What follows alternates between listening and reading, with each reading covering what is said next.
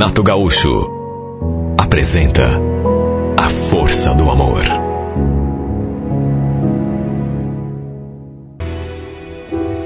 Olha, eu estava vivendo um momento ótimo da minha vida.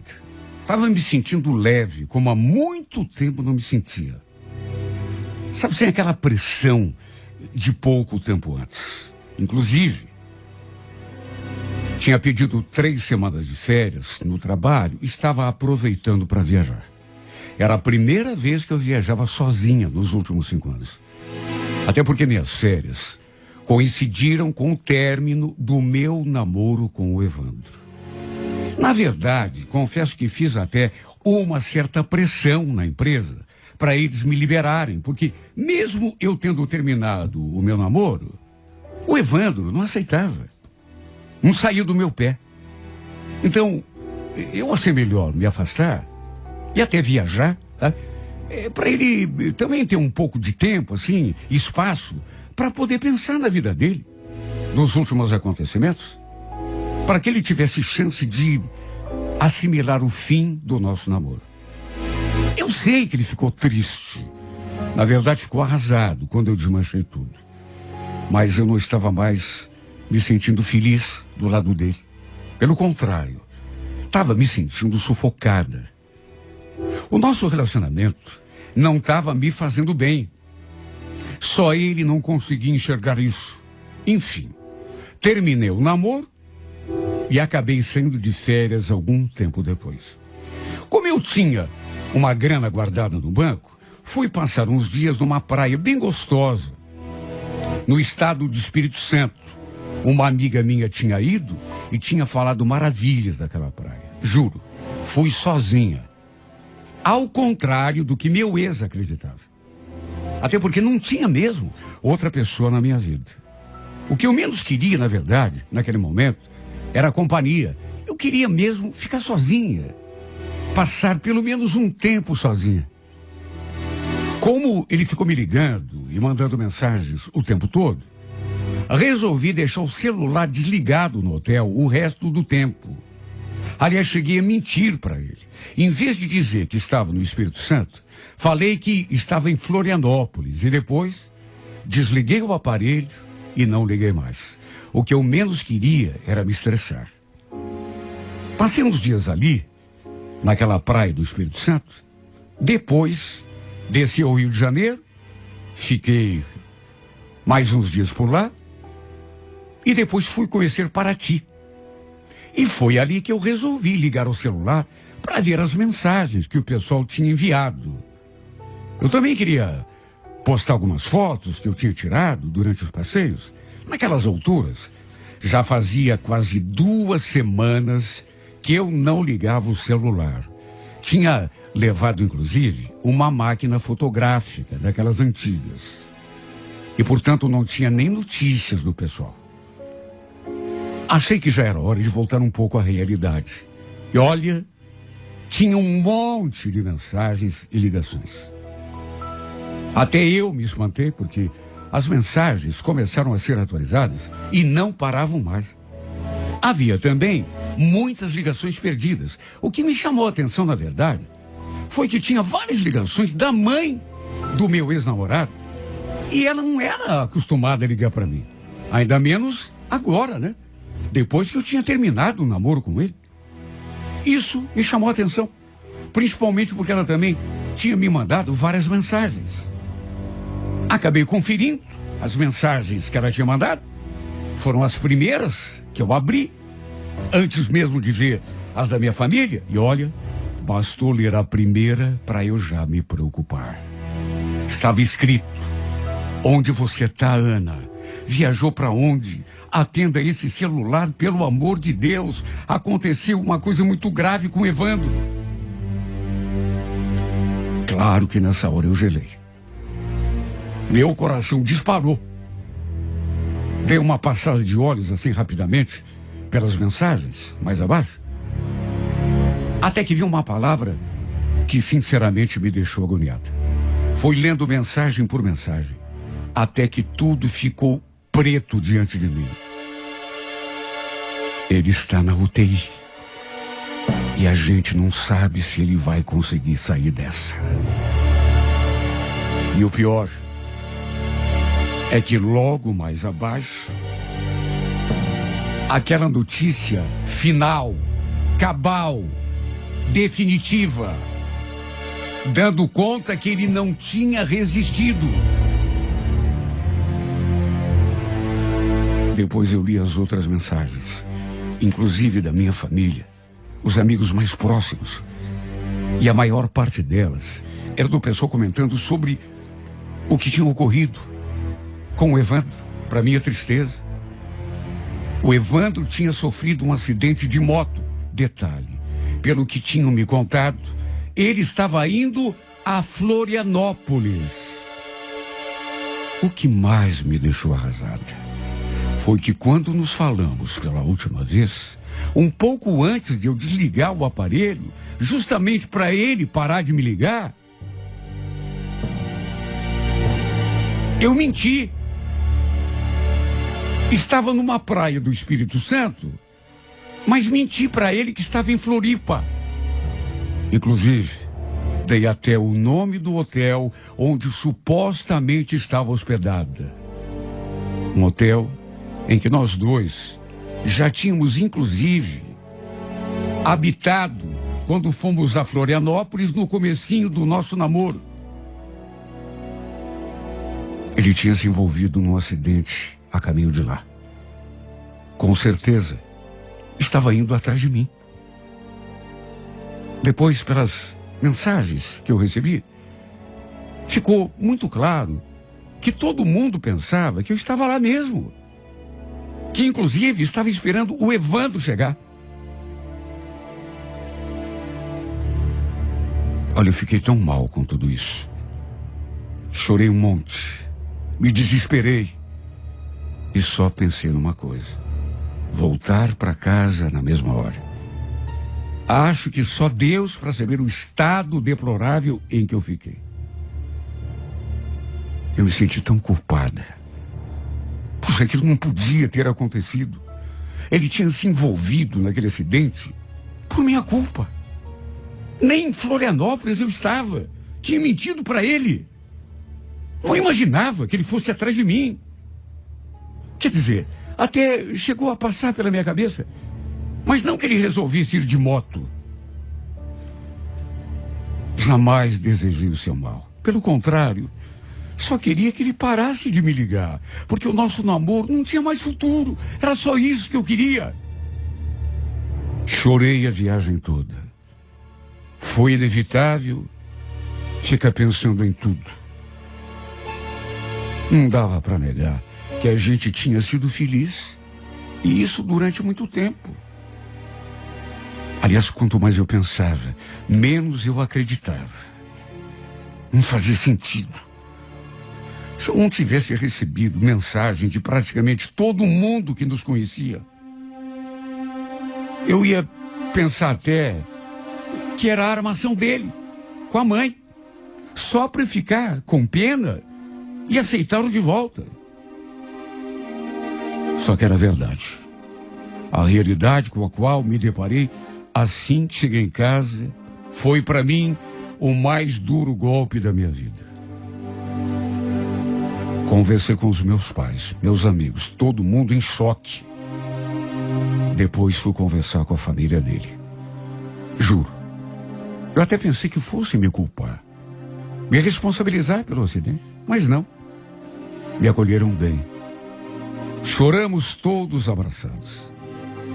Eu expliquei que tinha desligado o celular para ver se conseguia também me desligar de tudo. Os problemas, sabe, das dores de cabeça, justamente para poder descansar. Graças a Deus todo mundo entendeu. Ninguém me culpou. Pelo contrário, me acolheram. Fiz questão de ir ao cemitério, levar flores e acender uma vela no túmulo do Evandro. Queria também rezar por ele. Pedir perdão, se mesmo que indiretamente eu tivesse lhe causado algum mal. A mãe dele, inclusive, foi comigo. Foi um momento tão triste, Nós duas choramos tanto, uma consolando a outra. Antes de irmos embora, eu reparei que tinha um rapaz chorando no outro túmulo ali perto. Perto de nós, a 6, 7 metros. Inclusive, ele também tinha levado flores e acendido velas. Eu percebi. Fosse quem fosse a pessoa que estava enterrada ali, devia ter sido muito importante para ele. A certa altura, ele inclusive reparou que eu estava olhando. E apesar da sua expressão triste, chegou a esboçar um sorrisinho assim e balançou a cabeça como que me cumprimentando. Depois disso, fui embora com minha sogra. Detalhe, minha sogra estava tão fora de si que falou que nem tinha visto rapaz nenhum ali do nosso lado. Quando eu comentei, acabei marcando o local do túmulo, porque queria voltar ali sozinha uma outra vez, para poder conversar com o Evandro, sem mais ninguém ali perto. Eu tinha tanta coisa para falar a ele. Saí dali ainda mais triste, com o coração ainda mais apertado. Nem a missa de 7º dia eu tinha podido assistir. Olha, eu me recriminei tanto, me culpei tanto. E mesmo sabendo que não poderia ser responsabilizada, foi inevitável ficar com aquele nó no peito e na garganta. Sem conseguir pensar em mais nada, acabei voltando ao cemitério e levando uma foto impressa de nós dois juntos. Estávamos tão felizes naquela foto. Era o comecinho do nosso namoro ainda. A minha ideia era colocar aquela foto sobre o túmulo, junto com as flores e a vela. E foi o que eu fiz. Depois de rezar, eu comecei a conversar com ele, como se ele pudesse me ouvir, como se ele estivesse ainda ali do meu lado, vivo, prestando atenção às coisas que eu falava. Relembrei passagens do nosso namoro, o primeiro beijo, o dia em que começamos a namorar. Depois pedi perdão novamente. Falei que nem imaginava que aquilo poderia acontecer, que se pudesse voltar no tempo, tudo seria diferente. E estava tão distraída que nem percebi que tinha uma pessoa ali pertinho de mim. Cheguei a levar um susto. Escutei assim um ruído. Aí me voltei assim para o lado e, para minha surpresa, vi aquele mesmo rapaz da outra vez. Quando havia estado ali com a minha ex-sogra, pensei, puxa, que coincidência a gente se encontrar de novo ali. Ele sorriu. E o curioso foi que falou uma coisa que eu não esperava. Foi como se ele estivesse ali há algum tempo já e tivesse escutado o que eu dizia, inclusive meu pedido de perdão. Achei tão esquisito. Ele falou aquilo olhando assim nos meus olhos. Não se preocupe. Ele já te perdoou. Sabe que você não teve culpa de nada. Eu fiquei espantada. Como assim? Como que você pode saber disso? Ele não respondeu.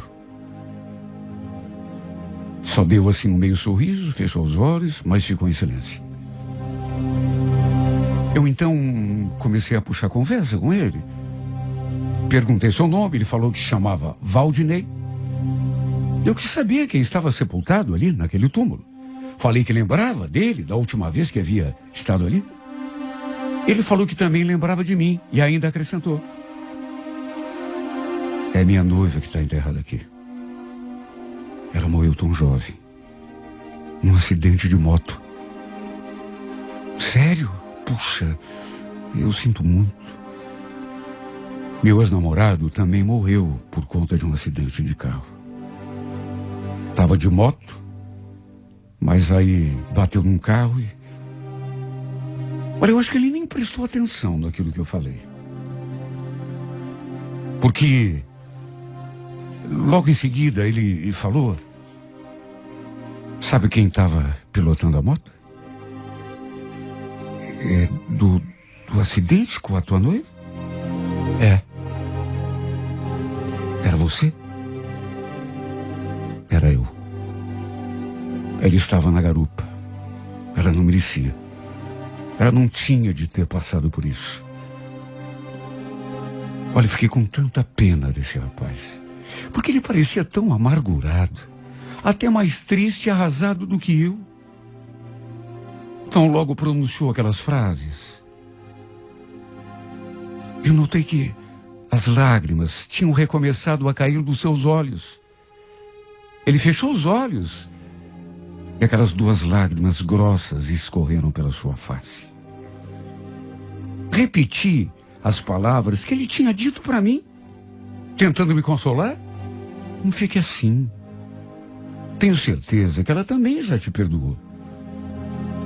Tenho certeza que ela sabe que você não teve culpa de nada. Olha, até eu chorei.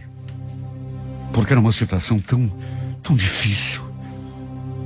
De repente, escutei uma voz atrás de mim, voz de homem, e me virei assim para trás.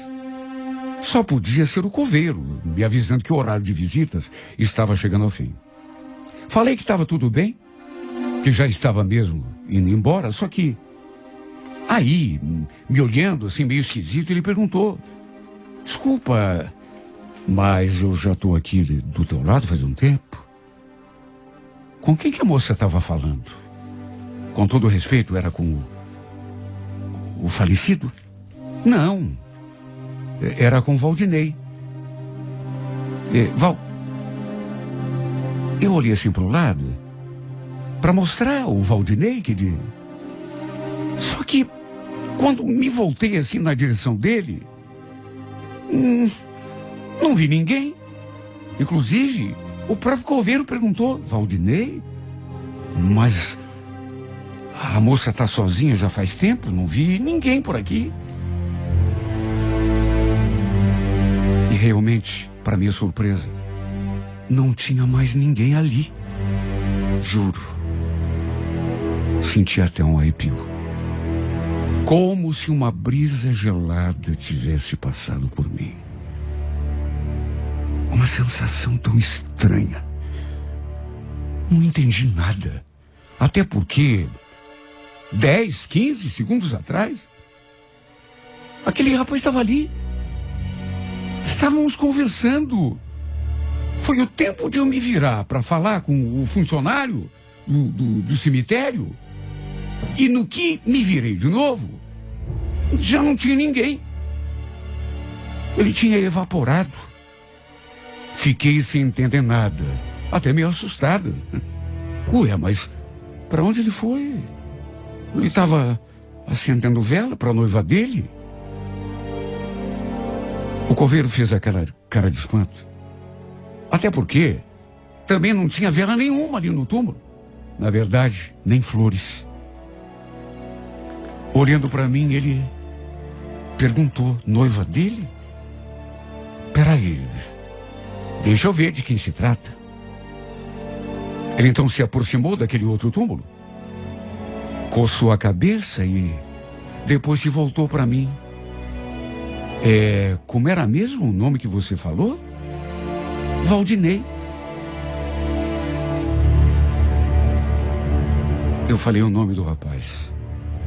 E ainda acrescentei. Ele me contou que ela morreu num acidente de moto. Que era ele, inclusive, que estava pilotando. Mas por onde será que ele foi? Estava aqui agorinha mesmo.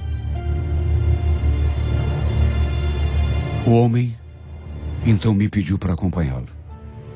Dizendo que queria me mostrar uma coisa. Sem entender, eu fui caminhando atrás dele, por entre aqueles túmulos, até que logo adiante, sei lá, uns 10, 15 metros adiante, ele parou e me apontou uma daquelas gavetas. Moça, dá uma olhadinha aqui nessa lápide. Aqui nessa gaveta está sepultado o noivo daquela moça. Ele morreu no mesmo acidente. No mesmo acidente. Não. Como assim? Como assim? Ele estava aqui agorinha mesmo. Senti aquele frio na espinha. Me aproximei, até já antevendo um engano, mas juro, quase tive um ataque do coração. Porque o nome que constava naquela lápide era mesmo Valdinei. Me arrepiei da cabeça aos pés. E como se fosse pouco, não bastasse o nome, ainda tinha a foto dele fixada logo embaixo. E não havia dúvidas. Era o mesmo rapaz com quem eu tinha conversado não fazia 3 minutos. Meu Deus, o que aconteceu aqui? O funcionário seguiu me olhando assim, sabe aquela cara de quem achava que eu estava louca. Era o Valdinei que estava ali, a foto dele, inclusive. Ele era o noivo da moça que estava sepultada pertinho do túmulo do Evandro. E segundo ele mesmo tinha me contado, era ele que estava pilotando a moto no momento do acidente. Só que ele também tinha morrido. E a prova disso estava ali diante de mim.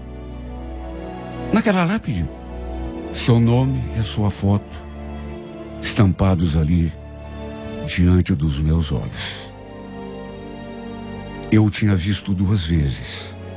A primeira, quando fui ao cemitério com a minha ex-sogra. Ela, inclusive, falou depois, quando eu comentei do rapaz, que ela não tinha visto ninguém.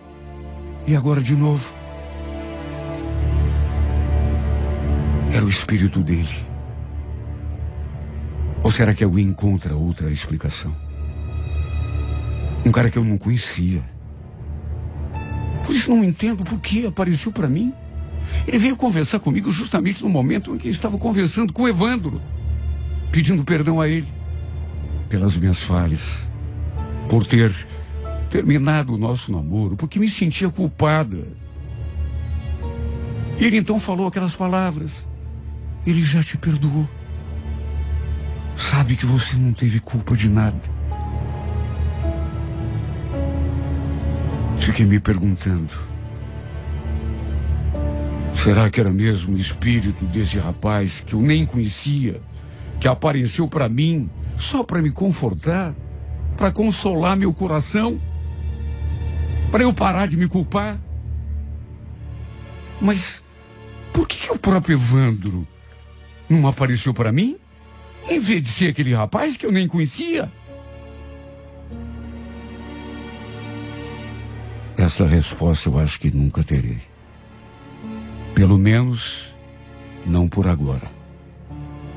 Mas sei que ele deu um jeito de me confortar.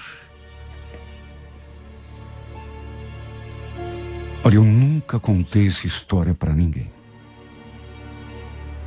A única vez que mencionei esse rapaz foi naquele primeiro dia, quando estava com a minha sogra, porque depois eu comentei com ela sobre o rapaz que estava ali perto, também tristonho, chorando por alguém que tinha morrido, provavelmente alguém muito importante na vida dele. Foi só aquela vez que eu mencionei a presença dele. A história toda nunca contei para ninguém. Até porque sempre tive medo de que pensassem que eu tinha enlouquecido. Somente hoje, anos depois, resolvi tornar público esse episódio. Por isso escolhi esse programa de rádio que é tão ouvido.